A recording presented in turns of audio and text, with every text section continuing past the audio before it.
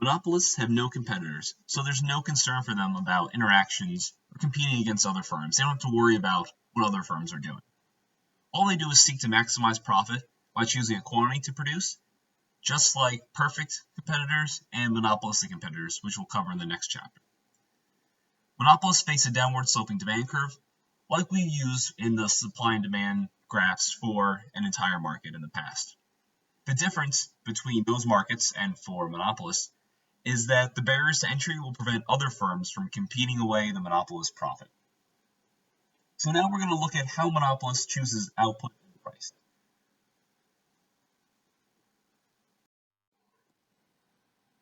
To explore this, let's look at an example. We'll use Comcast Cable. They're a monopolist in a local market for cable television services. The first two columns in this table on the right show the market demand curve. So we have the subscribers per month and the price. And these are going to also be Comcast demand curve. Because they're the monopolist, they are the entire market. You'll notice right away that there is an inverse relationship between the price and the number of subscriptions sold. So when the price is $60 a month, there are 0 subscriptions sold. When the price is $45 a month, there are 5 subscriptions sold. And when the price is $30 a month, there's 10 subscriptions sold. Again, that's that downward sloping demand curve that we've dealt with in the past. Now we're going to calculate total revenue, average revenue, and marginal revenue in the usual manner that we did before. So total revenue is the price times the quantity. The average revenue is the total revenue divided by the number of units. And the marginal revenue is the difference in total revenue divided by the difference in quantity. In a perfectly competitive market, the firm's marginal revenue equaled the demand curve. It's not going to be the case for a monopolist. The demand curve will be the same as the average revenue, but the marginal revenue is going to be less than the demand curve. Now let's explore why. As the monopolist decreases their price in order to expand output, 2 effects are going to occur. First, the revenue is going to increase from selling an extra unit of output. But another effect is that the revenue is going to decrease because the price reduction is shared with existing customers. So each unit that they would have sold anyway, they're going to make less money on by lowering their price. So let's say a monopolist, in this case Comcast, drops their price from $42 to $39. They will sell an additional unit, so the marginal revenue is $39. But you also need to subtract the $3 per unit that they lost on all the previous units. So the marginal revenue is going to be $3 times the 6 units that were sold before, so that's $18. So $39 minus $18 is $21 for the marginal revenue. So marginal revenue is going to be less than the average revenue, less than the demand curve. And it's going to create the graph that we see on the right. Just like other firms, the monopolist is going to maximize their profit by producing the quantity where the additional revenue from the last unit just equals the additional cost incurred from its production. In other words, where marginal revenue equals marginal cost. So marginal revenue equals marginal cost. That rule also determines the quantity that's going to be produced by monopolists. Now this graph on the right shows the marginal revenue and the demand curve, along with the marginal cost curve for a monopolist. The marginal cost curve is going to have the same sort of Nike swoosh checkmark kind of U-shape that we had for the perfectly competitive firms. So now the firm is going to produce where the marginal cost crosses the marginal revenue. That's going to be point A. So the profit maximizing quantity in this example will be 6 units. Now the firm is going to sell at point B. So it's going to be the profit maximizing quantity, but they're going to price it based off the demand curve. So a straight line all the way up through point A to point B for the maximizing quantity. That's going to be where the firm prices the good. So while the marginal cost may only be $27, marginal revenue may be $27, the profit maximizing price is going to be $42.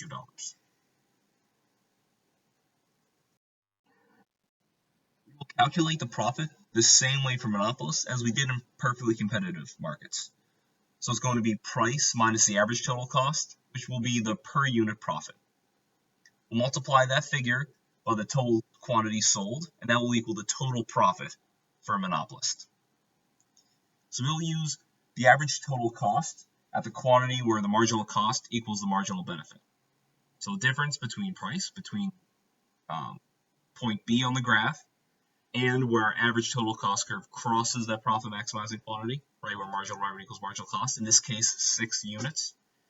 That difference between point B and the average total cost there at 6 units is going to be the per unit profit.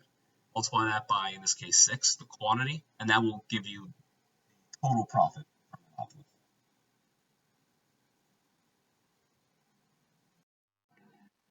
Since there are barriers to entry, additional firms cannot enter the market. So when we saw profit in the perfectly competitive market, other firms would enter and compete that profit down, minimizing the price that consumers had to pay. We don't see that with monopoly because literally there is a monopoly. There's only one firm that offers those goods. So there's no distinction between the short run and the long run for monopoly. So we, again, would expect monopolists to continue to earn profits in the long run. Now, firms would love to have a monopoly in whatever industry, and they're in fact willing to lobby the government to erect some barriers to entry.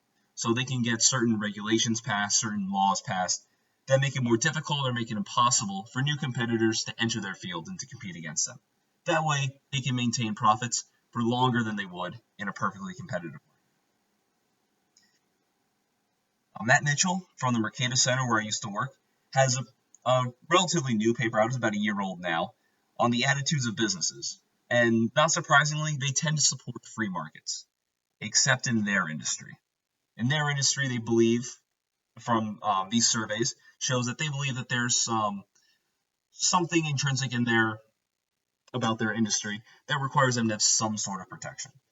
And this should not be surprising because of the potential profits of a monopoly. So anything firms can do to increase their market power is something that they would tend to support.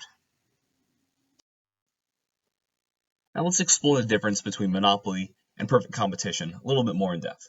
So suppose that a market could be characterized by either perfect competition or by monopoly. Which of these markets would be better? Better for consumers and better for the firms? So let's use a thought experiment to explore this. Suppose the market for smartphones is perfectly competitive, and then one firm buys up all the smartphones in the country, making the market into a monopoly. So we'll explore in the next couple slides what's going to happen to the price of smartphones, the quantity of smartphones traded, the net benefits to consumers, net benefits to producers, and net benefit to all of society. When the market for smartphones is in perfect competition, so in the beginning part of our example, it's going to be represented by the supply and demand curve in the figure on the left. So when the industry is in perfect competition, the equilibrium quantity and the equilibrium price is going to be determined by the intersection of the supply and the demand curves. Now, if one firm buys up all the smartphones and they become a monopolist, the supply curve becomes the monopolist marginal cost curve. That single firm is made up of, say, all the production from the smaller firms. So the marginal cost curve for this firm is going to be identical to the old supply curve. Now, when this firm acts as a monopolist, they're going to produce where the marginal cost equals the marginal revenue. Remember, because they're a monopolist and they're not in a perfectly competitive market, instead of the demand curve being equal to the marginal revenue curve, as a monopolist, their marginal revenue curve is below the demand curve. So they'll produce where marginal revenue curve crosses the marginal cost curve, which is at QM, which is less than what is going to be produced in a perfectly competitive market. Now, the price you're going to sell is not determined by where demand crosses the marginal cost curve. It's going to be where the demand curve, the point on the demand curve where the quantity being produced is. So in this case, it will end up increasing the price they charge to consumers. So if you draw a vertical line from where the marginal revenue curve and the marginal cost curve cross each other, draw that up to the demand curve, that's where the price is going to be. So what happens in a monopoly compared to a perfectly competitive market for that same good? In this case, we're going to have a lower quantity being traded, and we're going to have a higher price per unit that each individual is purchasing. To summarize, there will be fewer smartphones that are being traded at a higher price. So the consumer surplus is going to decrease because obviously there's a higher price. Producer surplus is going to increase. If not, the firm would have chosen to keep the perfectly competitive price and quantity. So now, could the increase in producer surplus offset the decrease in consumer surplus? The answer is no. Perfectly competitive markets maximize the economic or the total surplus in the market. If fewer trades take place, the economic surplus must, by definition, fall. So what we're basically saying is that in perfectly competitive markets, we have a greater level of economic efficiency and a lower level or no deadweight loss compared to a monopolistic market where there is deadweight loss and there is less consumer surplus and overall economic surplus. So from an efficiency standpoint, perfectly competitive markets are preferable to monopolies. Now let's look at what exactly happens to consumer and producer surplus when a market becomes a monopoly. So initially, in a perfectly competitive market, the price being charged is price P subscript C, and the quantity that's being traded is Q subscript C for the perfectly competitive market. When that market becomes a monopoly, the marginal revenue curve is different from the demand curve. Remember that. So we're going to produce at the quantity where the marginal revenue curve and the marginal cost curve cross each other. At this quantity, we'll end up with a higher price, so that'll equal PM, and the quantity being produced, QM. So there's a lower quantity, remember, and there's a higher price being sold. So the producer surplus is going to fall by the little triangle C in the figure on the right, and that's going to become deadweight loss from the transactions that are not occurring in the monopolistic market that would have occurred in a perfectly competitive market. We'll also lose consumer surplus, triangle B. That will also be deadweight loss, again, because of the transactions that are not taking place. Then the rectangle A, that's going to be producers or consumer surplus that is being transferred to producers and become producer surplus. So triangles B and C, that deadweight loss is a loss to the economy, while rectangle A is being captured by producers from the consumers.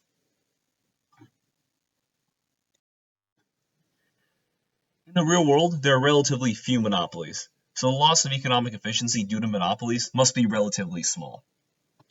Many firms have market power, or the ability of a firm to charge a price greater than the marginal cost. In fact, the only firms that do not have market power are perfectly competitive firms, and perfect competition is rare. Most firms face another type of market that we're going to discuss in the next chapter, monopolistic competition, where there's still quite a bit of competition. There are many firms offering these goods, but firms are able to differentiate those goods in some way, giving them a small monopoly over the specific characteristics of those goods. But true monopolies are very rare in our economy. And economists that have tried to estimate the overall loss of efficiency of monopolies find that it's probably less than 1% of total United States production. So we're talking about $500 per person per year. Now, why is this so low? Most firms face a relatively large degree of competition. There are a lot of firms that offer similar products or similar enough products to the goods that they're offering. This results in prices being much closer to marginal cost than we would see if monopolies ran rampant through our economy. So the deadweight loss due to market power is relatively small. The chance to gain market power can be a good thing, even if market power itself is not. Market power may produce some benefit to the economy, and this benefit is the prospect of market power. The desire of firms to gain that market power actually ends up benefiting consumers because it drives them to innovate and produce new products and new services. Now, this drive affects both large firms and small firms. Large firms who reinvest profits in the hope of making future profits that are even greater, that they undertake research and development, and then small firms who hope to obtain profits for themselves by doing things completely differently than maybe the larger firms have done in the past. The Austrian economist Joseph Schumpeter claimed that this drive for market power, that these firms try to differentiate themselves and create new products that consumers want that no one else can offer, would create what he called a gale of creative destruction that would eventually benefit consumers more than the increased price competition. These new products using new technologies that displace older, worse products makes people much better off for long run. And when the market power that firms do capture are due to better and cheaper products, not because of barriers to entry, consumers are made better off. So even if a firm does have market power because they're the only firm that has created a great product that meets consumer needs in a new way, it's still good for consumers. Even though there's not perfect competition going on in that market, the reason why this firm has developed market power and they're able to charge a higher price than the marginal cost is because they made a better product, not because they created some barriers to entry. And in the long run, we would expect other companies, other firms, either start or other firms that already exist to create new products that are very similar, meet the same sort of needs as that first firm that innovated. Monopolies tend to reduce consumer surplus compared to perfectly competitive, and as we'll see later, monopolistically competitive markets, governments regulate their behavior. Many governments try to stop firms from colluding and seek to prevent mergers and acquisitions that create large firms through antitrust laws. The definition of collusion is an agreement among firms to charge the same price or to otherwise not compete. So even though there's several firms in this industry, when they collude like this and they reach these agreements, they're acting as if they're a monopoly. So there's no price competition going on. Another thing is antitrust laws. The definition of that is these are laws aimed at collusion and promoting competition among firms. So it prevents firms from growing too large, prevents firms from engaging in anti-competitive practices, and it prevents firms from colluding together to act as if they're a monopolist. In the 1870s and 1880s, we saw the growth of big business in the United States. Several so-called trusts had formed, boards of trustees that oversaw the operation of several firms in an industry, and they were alleged of enforcing collusive agreements. So the federal government responded with antitrust laws in order to limit anti-competitive behavior. So antitrust acts like Sherman in 1890 and Clayton in 1914, these were left intentionally vague. And one reason was that at the time, economists didn't know much about monopoly. Especially think of in 1890, the idea of subjective value was still brand new. But there's another reason. It gave the government more latitude to go after firms that they thought were acting anti-competitively. However, there were political motives behind antitrust, not solely an attempt to increase overall economic efficiency. So look at before Sherman was passed, the Missouri Antitrust Act in 1889. Small farmers complained about large farms who were more efficient. They began competing in these communities, these large farms from outside the area, selling their goods in smaller communities in Missouri. And they were able to do that because of lower transportation costs. These larger farms were able to sell at lower prices, which put a lot of pressure on these small farms in Missouri. So these small farmers fought back and sought to restrict competition from these new, larger, more efficient farms that are now, at the time, just beginning to enter competition. The lower prices and increasing quantities are the opposite of this, the typical discussion of monopoly. As we showed earlier, monopolies decrease output and increase prices.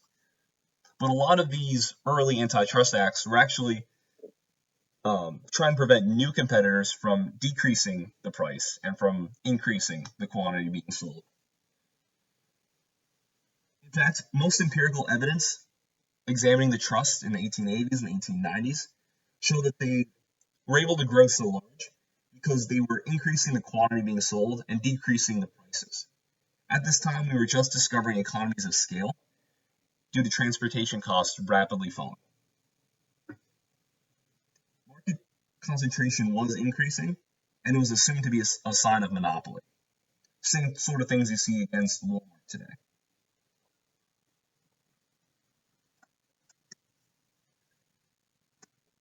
According to Gary Becker, things like predatory pricing, the ways that monopolies drop their prices too low, and then as soon as they put out all their competitors, they raise their prices.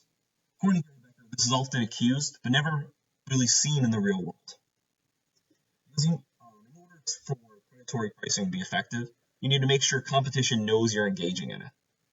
But if a firm is suffering losses, it makes sense for investors to short them. It's a great way to make cash. And even if you force all out competition, it won't last very long. Firms don't have enough money to take a loss for long periods of time.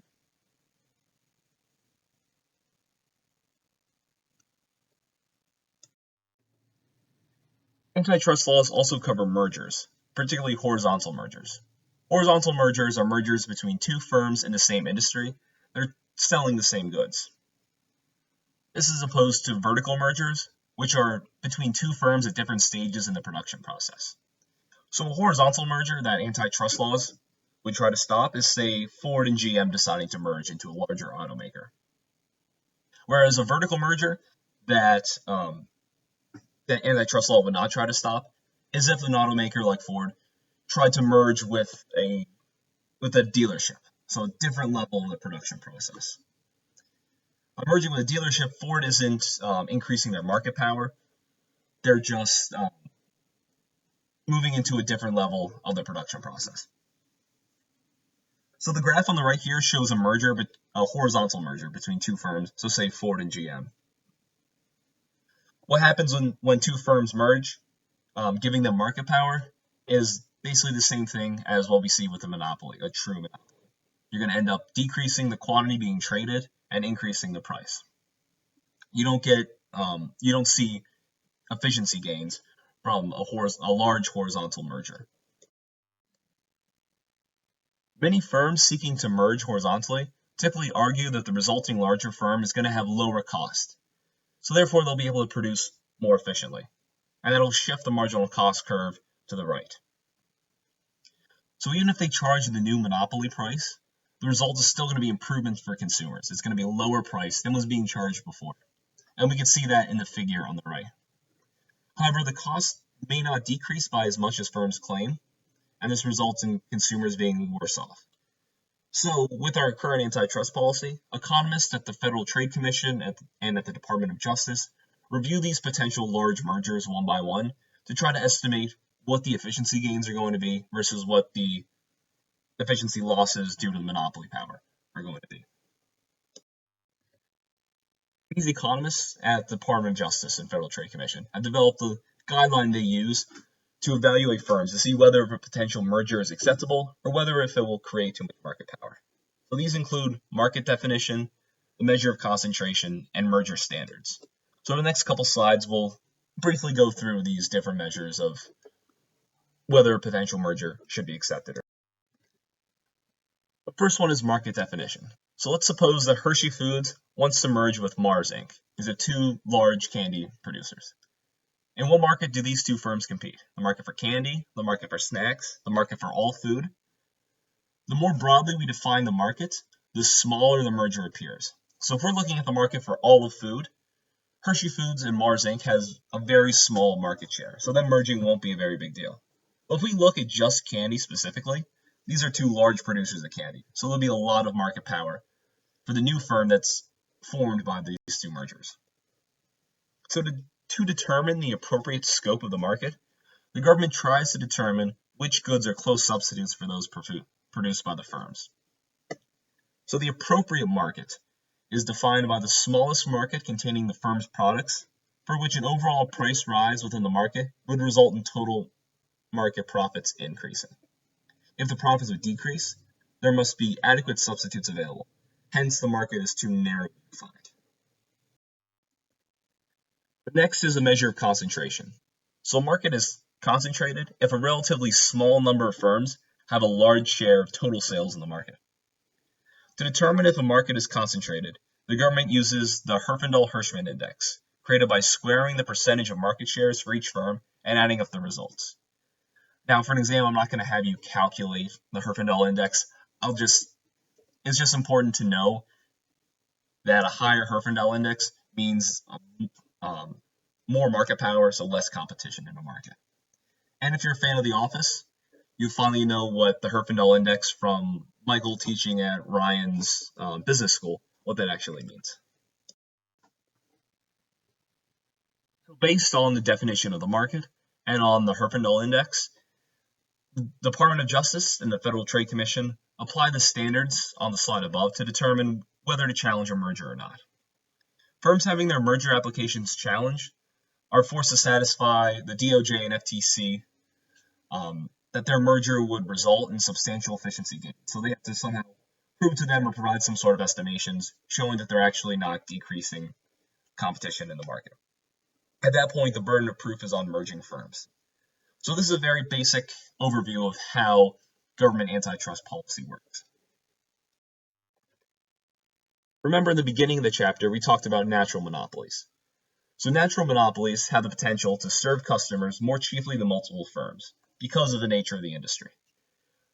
But the usual market forces that drive price down do not exist when a natural monopoly is present. So typically, how we handle this is state or local regulatory commissions set prices for those natural monopolies instead of allowing the firms to set their own price. So this raises the question, what price should the regulators choose? Should it be the price that makes the monopoly zero profit, or the efficient price that would maximize consumer welfare and total economic surplus? Typically, we end up somewhere in the middle between those two options.